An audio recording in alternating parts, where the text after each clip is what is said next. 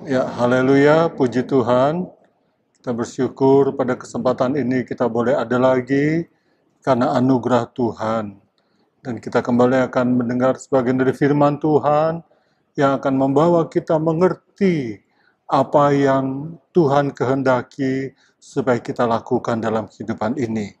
Puji Tuhan, firman Tuhan pada kesempatan ini saya akan beri judul, beri tema tanda kedewasaan. Tuhan ingin kehidupan anak-anak Tuhan adalah kehidupan yang dewasa di dalam Tuhan. Karena kedewasaan itu bukan diukur dari berapa lama, berapa usia, dan berapa dia sudah mengikut Tuhan. Tapi kedewasaan itu diukur bagaimana dia bisa memikul tanggung jawab, melayani, dan dengan bertanggung jawab dan cara kehidupan yang benar-benar berlayak di hadapan Tuhan. Dan di hadapan Tuhan, kedewasaan rohani seseorang itu ditentukan oleh Tuhan, bukan ditentukan oleh manusia. Kalau ditentukan oleh manusia, manusia hanya mengukur dari berapa lama dia sudah menjadi anak Tuhan, berapa lama dia usianya, dan seterusnya.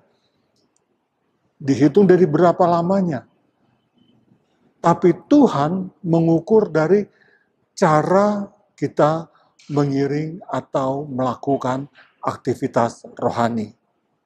Nah, puji Tuhan, kita baca saja ayatnya.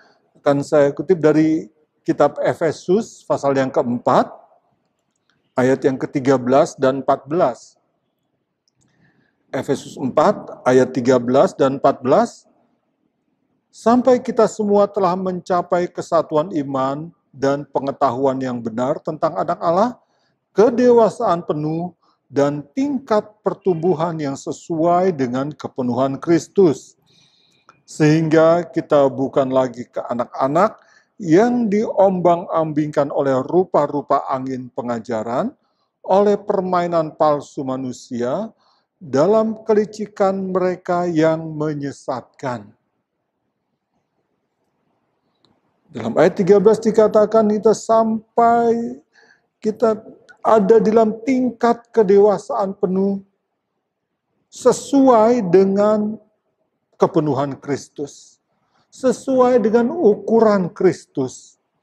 Karena kedewasaan rohani seseorang ditentukan oleh Tuhan, bukan oleh manusia. Dan tanda orang dewasa dikatakan berbeda dengan anak-anak. Karena di sini kan sehingga kita bukan lagi anak-anak yang mudah diombang-ambingkan oleh angin-angin pengajaran, rupa-rupa pengajaran, permainan palsu manusia, kelicikan, dan menyesatkan. Dan orang yang dewasa tidak mudah diombang-ambingkan.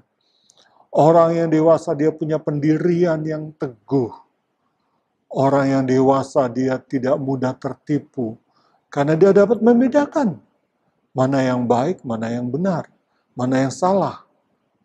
Nah, inilah kita perlu kedewasaan di dalam Tuhan supaya setiap kali kita menerima firman Tuhan, kita tahu dan kita bisa membedakan. Kita bisa melakukan apa yang berkenan kepada Tuhan dan apa yang tidak. Kita membedakan mana keinginan sendiri, mana keinginan Tuhan. Karena kalau keinginan sendiri, maunya kita hanya bersenang-senang. Tapi orang yang dewasa, dia punya tanggung jawab. Karena dalam Efesus pasal 4 ini, ayat yang ke-12 katakan, sebelumnya dikatakan, untuk memperlengkapi orang-orang kudus bagi pekerjaan pelayanan, bagi pembangunan tubuh Kristus. Seorang yang sudah dewasa, dia ambil bagian dalam pelayanan, dia tahu pelayanan itu bagi pembangunan tubuh Kristus. Pelayanan itu bukan ikut-ikutan. Seorang anak yang belum dewasa, dia hanya ikut-ikutan. Melayani Tuhan ikut-ikutan, datang beribadah ikut-ikutan. Itu yang dikatakan angin-anginan. Kalau angin lagi baik, dia begitu semangat melayani. Tapi kalau anginnya lagi tidak baik, ya dia tidak kelihatan batang hidungnya. Karena ikut-ikutan. Itulah orang yang belum dewasa. Tapi orang yang sudah dewasa dikatakan diperlengkapi oleh kuasa Allah untuk ambil bagian dalam pelayanan. Karena penting setiap pelayanan itu diperlengkapi. Karena kalau tidak diperlengkapi dengan kuasa Allah, seorang tidak bisa melayani dengan maksimal.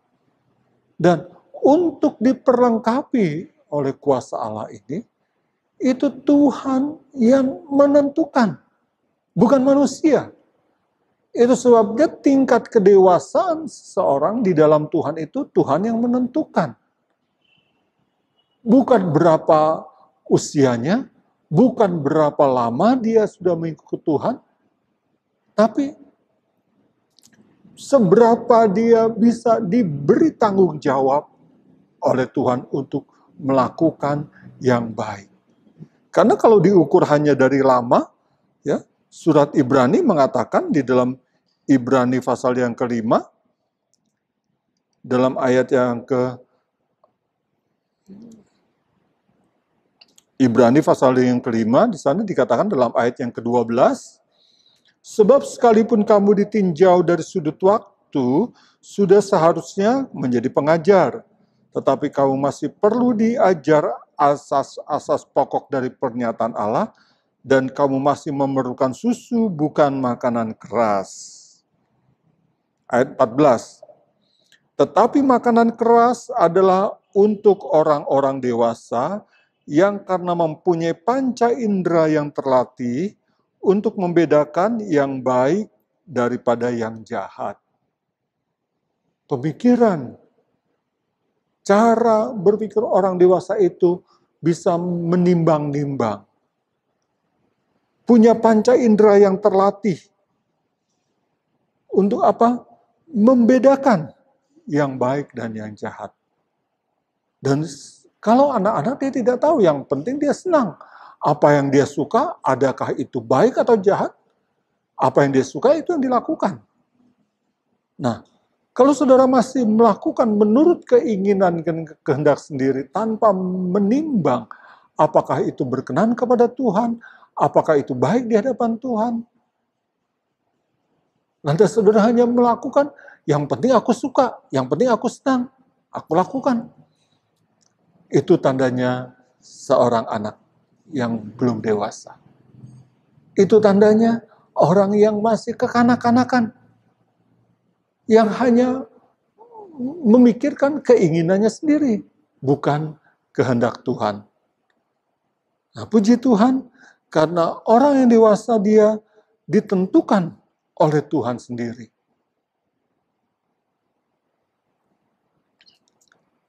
Kita tahu bagaimana Yesus ketika dia ada di dalam dunia ini. Dia dibaptis oleh Yohanes Pembaptis. Dan ketika Yesus dibaptis, kita baca ayatnya di dalam Matius pasal yang ketiga, ayat yang ke-16. Matius 3 ayat 16, sesudah dibaptis, Yesus segera keluar dari air, dan pada waktu itu juga langit terbuka, dan ia melihat Roh Allah seperti burung merpati turun ke atasnya. Lalu terdengarlah suara dari sorga yang mengatakan, inilah anakku yang kukasihi, kepadanyalah aku berkenan. Yesus sendiri, Alkitab mencatat ketika dia memulai pelayanannya, dikatakan dia berumur 30 tahun. Sekali lagi bukan berarti orang yang sudah umur 30 tahun yang baru boleh melayani. Tapi di zaman itu, memang orang yang dianggap dewasa adalah ketika dia sudah berumur 30. Dan memang angka 30 juga adalah angka kedewasaan. Karena Yesus, dia memulai pelayanannya di usia 30. Kita tahu Raja Israel, Daud pun ketika dia dilantik jadi raja, dia diurapi ketika dia masih remaja. Tapi dia tidak langsung jadi raja. Setelah dia diurapi oleh Nabi Samuel, masih ada kurun waktu yang cukup lama. Dengan berbagai macam hal yang terjadi dalam kehidupannya untuk melatih dia sebagai orang yang benar-benar siap melayani, yang dikatakan sebagai orang yang benar-benar sudah dewasa. Dan Daud, dia menjadi raja juga dalam usia yang ke-30. Tanda kedewasaan. Yesus, dia mulai melayani, dia dilantik bagaimana Roh Allah turun ke atasnya. Roh Allah memenuhi kehidupannya. Dia yang diurapi dan terdengar suara dari sorga yang mengatakan, inilah anakku yang kukasihi, kepadanyalah aku berkenan. Tanda kedewasaan dari Yesus yang siap melayani, dia diurapi dan dia diakui oleh Bapa di sorga. Sehingga pelayanan Yesus adalah pelayanan yang sungguh-sungguh menyenangkan hati Bapa. Pelayanan yang begitu diurapi, pelayanan yang begitu baik, yang menyenangkan banyak orang, terlebih dia menyenangkan Bapa di sorga. Karena memang Bapa yang menentukannya. Nah, kehidupan kita pun satu kali kita akan ditentukan sampai pada satu titik di mana Allah berkenan mengurapi untuk kita menjadi orang-orang yang diakui oleh Tuhan, yang di dalamnya ya, kita diangkat dan menjadi orang yang siap melayani Tuhan. Dalam Yakobus pasal 1 ayat yang ke-18. Yakobus pasal 1 ayat yang ke-18, atas kehendaknya sendiri. Bapa, tidak ada yang mengintervensi, tidak ada yang bisa mengajari. Dia atas kehendaknya sendiri, Allah Bapa. Ia telah menjadikan kita oleh firman kebenaran, supaya pada tingkat yang tertentu menjadi anak sulung di antara semua ciptaannya. Sampai tingkat yang tertentu, tingkat apa yang tertentu? Tingkat kedewasaan. Seperti apa yang dikatakan oleh Efesus 4 ayat yang ke-13 yang kita sudah baca tadi. Sampai pada tingkat kedewasaan penuh. Sampai tingkat yang tertentu itu ditentukan oleh Bapa. Untuk apa? Menjadi anak yang sulung. Menjadi anak yang siap melayani Bapa. Siap melayani dalam setiap kehidupannya. Karena kalau tidak, ya tidak berkenan kepada Tuhan. Karena pelayan yang masih kekanak-kanakan, itu banyak kali, apa istilahnya, ngambek gitu ya. Ketika menghadapi situasi yang tidak menyenangkan, ketika keinginannya tidak terpenuhi, ketika dia mau sesuatu lantas tidak dapat, ngambek. Marah. Bukan hanya anak kecil, tapi orang yang secara usia pun mungkin dewasa. Tapi di dalam Tuhan, seperti kanak-kanak.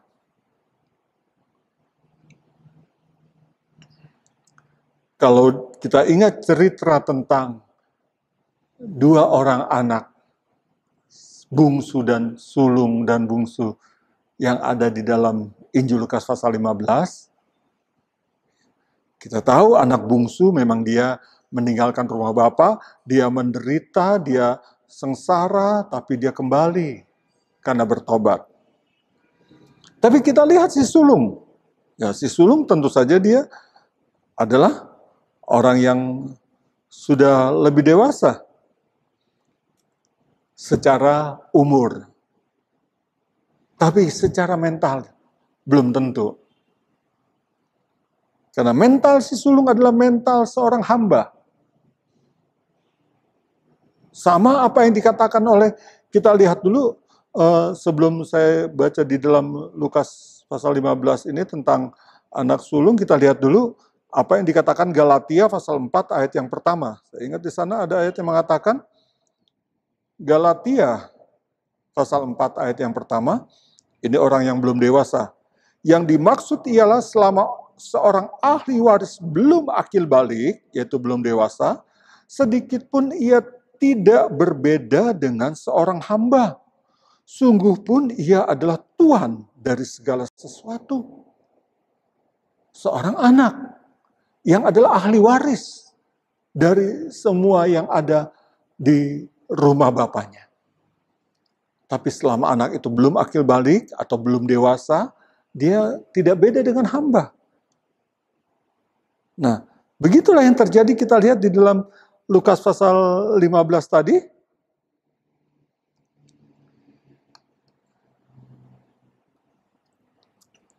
Kan saya bacakan mulai ayat yang ke-25.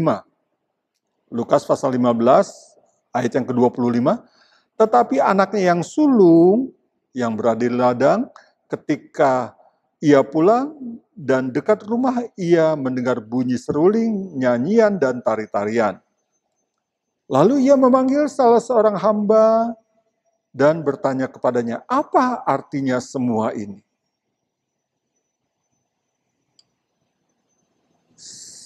Sulung secara usia sudah lebih tua. Tapi mentalnya, apa yang dikatakan Galatia 4 ayat 1 benar. Tidak beda dengan hamba. Tidak tahu apa-apa. Di rumah Bapa sedang ada pesta untuk menjamu, untuk memperingati, untuk menyatakan sukacita Bapa karena anak bungsu yang telah hilang sudah kembali. Yang seharusnya kalau dia seorang anak yang sudah dewasa, dia tahu. Kenapa? Karena Bapa penuh kasih. Karena dia tahu kebiasaan di rumah Bapa bagaimana. Kalau ada sukacita, ada kesenangan, Bapa mengadakan pesta dan banyak orang bersenang di dalamnya. Tapi sekarang ketika dia dekat rumah, dia dengar ada pesta. Dia tidak tanya kepada Bapak. Karena memang dia tidak biasa bergaul dengan Bapak mungkin. Dan biasanya dia hanya bergaul dengan hamba. Itu sebabnya dia tanya hanya hamba. Apa artinya? Ada apa ini di rumah kok rame-rame? Menunjukkan seorang anak yang belum dewasa. Dia tidak tahu apa yang dilakukan bapaknya. Yesus ketika dia ada di dalam dunia ini, dia berkali-kali mengatakan, aku melakukan pekerjaan seperti Bapa melakukannya. Yesus selalu melakukan apa yang dikerjakan, apa yang diperbuat, dia katakan dia mencontoh karena Bapa yang melakukan seperti itu. Inilah tanda seorang yang sudah dewasa, siap melayani, melakukan pelayanan. Karena pelayanannya itu, perbuatannya itu cocok seperti kehendak Bapa. Nah sekarang Bapak, si anak sulung ini sedang berpesta. Tapi dianya tidak cocok. Hatinya tidak cocok dengan hati Bapa. Hatinya cocok dengan hati hamba. Seorang hamba. Sehingga dia tanya kepada hamba. Ketika hamba itu menjawab, kita baca terus ayat yang ke-27.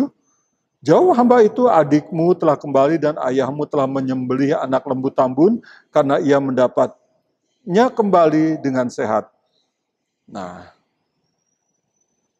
ini tanda seorang yang belum dewasa, suka ngambek. Karena ayat yang ke-28 mengatakan, maka marahlah anak sulung itu dan ia tidak mau masuk. Lalu ayahnya keluar berbicara dengan dia. Sampai dibujuk ayahnya, bapak ini harus keluar membujuk anak sulung ini. Karena apa? Dia ngambek. Nggak mau masuk rumah. Alasannya apa? Ayat yang ke-29. Tetapi ia menjawab ayahnya, katanya, telah bertahun-tahun aku melayani Bapak, dan belum pernah aku melanggar perintah Bapak, tetapi kepadaku belum pernah Bapak memberikan seekor anak kambing untuk bersukacita dengan sahabat-sahabatku. Ini alasan si sulung ngambek. Anak bungsu yang sudah memboroskan harta Bapak, dibikinin pesta ketika dia kembali. Dia merasa dikatakan bertahun-tahun melayani. Tapi dia tidak pernah merasakan sukacita. Dia tidak pernah diberikan sukacita. Kenapa? Karena memang dia tidak mengenal Bapa dengan benar. Dia hanya bekerja melayani Bapa sama seperti orang-orang upahan yang lain. Sama seperti hamba-hamba yang lain. Itu sebabnya benar apa yang dikatakan oleh Rasul Paulus dalam surat Galatia 4 ayat 1. Sekalipun dia anak, tapi kalau belum akil balik, belum dewasa, itu sama dengan hamba. Tidak menikmati sukacita di dalam rumah Bapa. Itu sebabnya, saudara, kalau saudara tidak merasa senang, tidak merasa sukacita ketika ada di dalam rumah Tuhan, jangan-jangan kita seperti si sulung, tidak ada sukacita. Udah bertahun-tahun, dari sudut waktu sudah cukup. Apa yang dikatakan Ibrani pasal 5? Dari sudut waktu dia sudah cukup dewasa, tetapi mentalnya masih kanak-kanak, suka ngambek, dan maunya sendiri. Dia tidak pernah merasakan sukacita menurut kehendak Bapa. Dia maunya sukacita menurut kehendaknya sendiri. Nah, ini jadi berbeda. Ini itu sebabnya dia tidak merasakannya. Karena apa yang Bapa berikan itu berbeda. Walaupun toh semuanya seharusnya dia bisa nikmati. Karena Bapaknya bilang dalam ayat yang ke-31 mengatakan, kata ayahnya kepadanya, anakku, engkau selalu bersama-sama dengan aku, dan segala kepunyaanku adalah kepunyaanmu. Seharusnya anak yang sudah dewasa dia tahu rumah Bapa, harta Bapa, kekayaan Bapa, kemuliaan Bapa, semua yang ada pada Bapa, dia bisa mempergunakannya. Itu mental seorang yang sudah dewasa, dia ngerti, dia tahu bahwa dia posisinya adalah anak Bapa, bukan hamba. Seorang hamba dia tidak berhak, tidak leluasa bisa mempergunakan harta, kekayaan, fasilitas yang ada pada Bapa, di rumah Bapa, walaupun dia ada di dalam rumah melayani, tapi dia tidak berhak untuk mempergunakannya. Tapi seorang anak, dia berhak mempergunakannya. Itu sebabnya betapa perlu kita dipenuhi dengan kedewasaan, supaya kita menyadari bahwa ada hal-hal yang indah, hal-hal yang mulia, hal-hal yang begitu luar biasa yang ada pada Bapa, dan itu kita berhak mempergunakannya. Karena seorang anak yang belum dewasa, dia tidak berhak. Bahkan dia masih diperintah. Kembali pada Galatia pasal yang keempat tadi, kita baca sekarang ayatnya yang ketiga.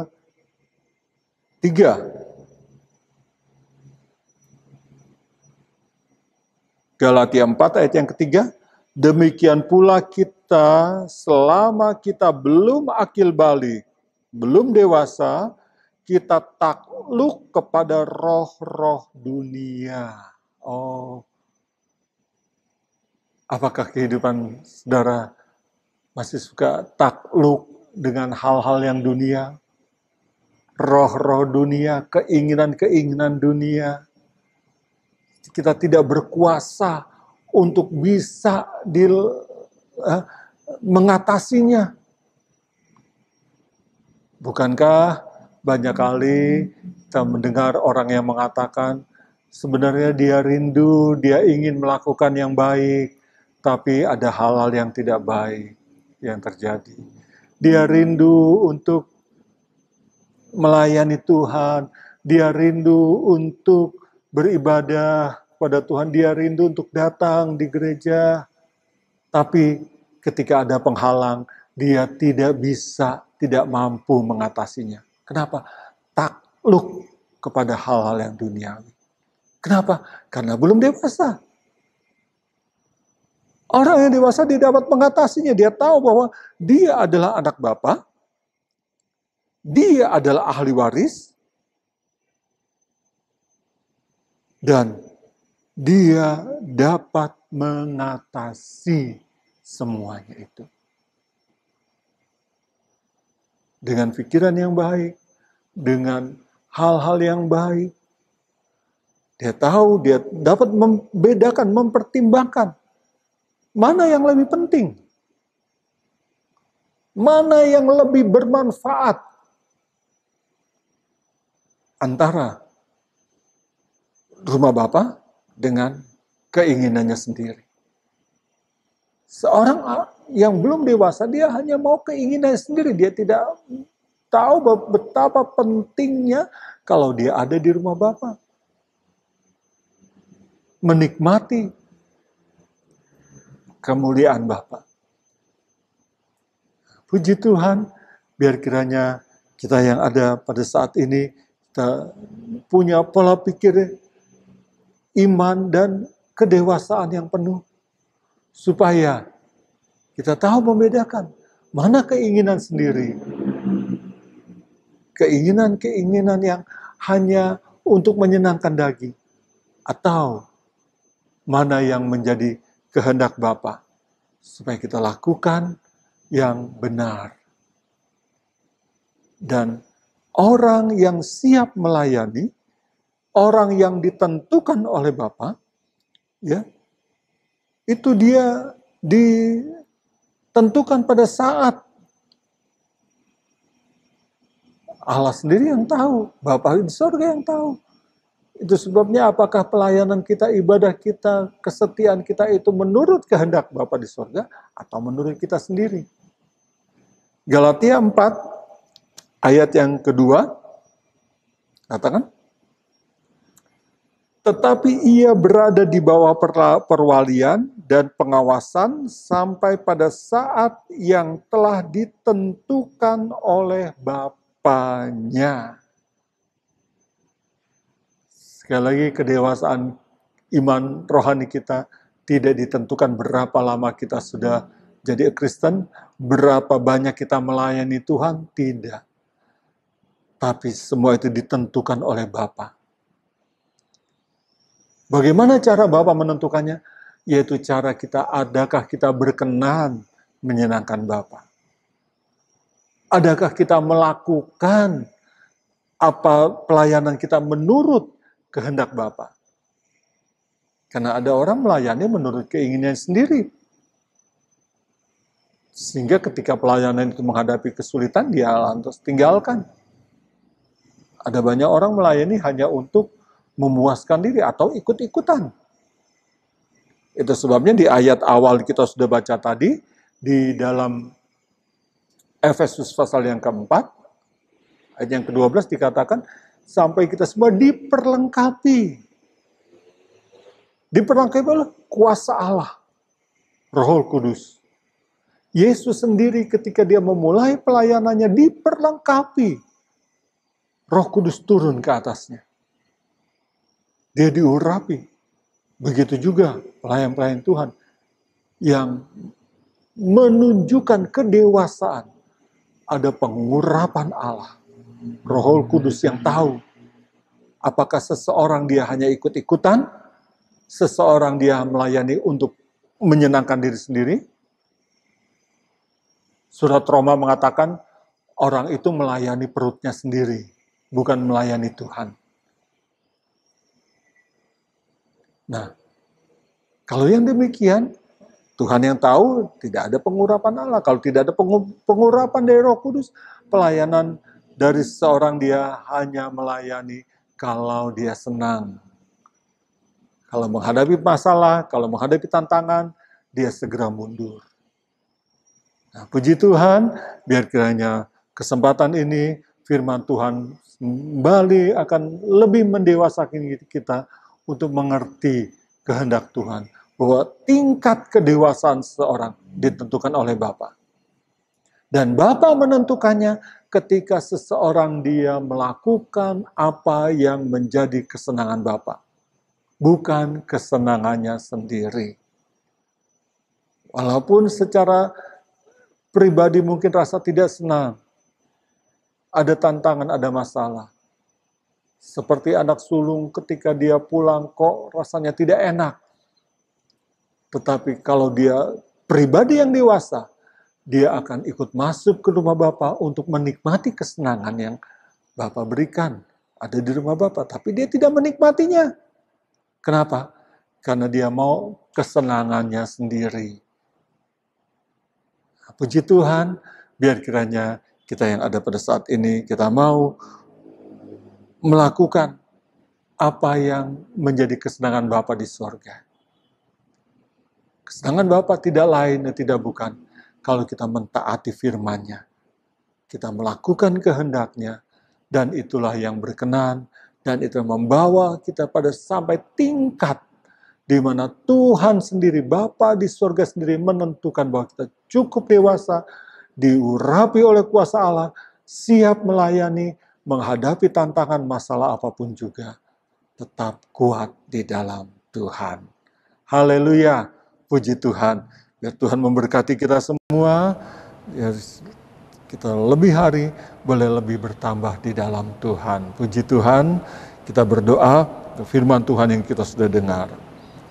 Bapa di sorga, terima kasih banyak buat firman-Mu pada saat ini, biar kiranya Roh Kudus mengurapi, untuk kami mengerti, dan kami melakukan menurut kehendak-Mu, sehingga Tuhan yang menentukan bahwa kami adalah layak disebut anak-anak Tuhan yang sudah dewasa untuk melakukan pekerjaan yang baik, melakukan kehendak Tuhan, melakukan yang berkenan kepada Tuhan, karena Tuhan yang sudah mengerjakannya di dalam kehidupan kami. Terima kasih Tuhan, Bapa yang baik. Kami ucap syukur biar pengurapan Allah ada atas kami semua.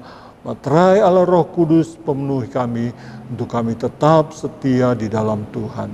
Dalam nama Tuhan Yesus Kristus, Juru Selamat kami yang hidup. Haleluya. Amin.